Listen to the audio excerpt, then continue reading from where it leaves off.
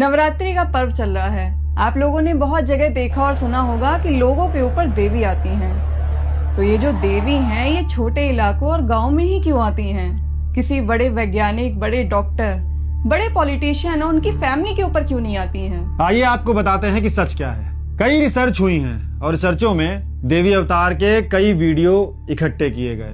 देश के अलग अलग कोनों से ये वीडियो लाए गए थे।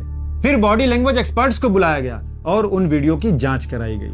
तो हैरान कर देने वाले सच सामने आए। उनमें से 80% महिलाएं जिन पर देवियां आई थी वो सिर्फ और सिर्फ कॉपी पेस्ट कर रहे थे। जो दूसरी महिलाएं कर रही थी वही वो भी कर रही थी। 90% महिलाएं अपने गांव, अपने क्षेत्र की भाषा बोल रही थी। कोई अलग से डिवाइन पावर की भाषा नहीं बोल रही थी। और जो भविष्यवाणियां की जा रही थी उनकी एक्यूरेसी केवल 15% थी। वही बातें बोली जा रही थी जो आम बातें होती हैं, जो हर किसी पर सटीक बैठती हैं। प्रसिद्ध मनोवैज्ञानिक डॉक्टर सुधीर काकड़ ने अपने अध्ययनों में पाया कि जिन महिलाओं पर देवियां आती थी उन 90% महिलाओं के घर में झगड़े होते थे, सास ससुर या पति उन्हें परेशान करते थे और आर्थिक तंगी थी। जब उन महिलाओं की काउंसलिंग की गई तब उनके ऊपर देवी आना बंद हो गई और ये सिद्ध हो गया कि ये देवी नहीं थी, सिर्फ मन का तनाव था।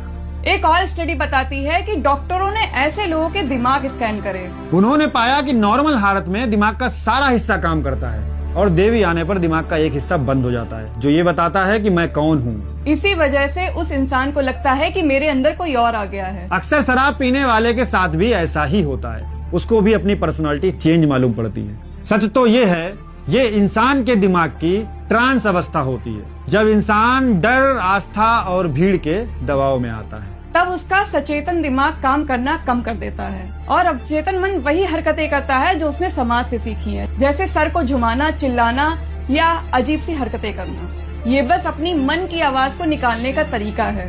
इसका इलाज है एजुकेशन और काउंसलिंग। जब महिलाओं के पास खुद की आवाज नहीं होती तो वो देवी से आवाज उधार ले लेती हैं। बस इतनी सी बात है।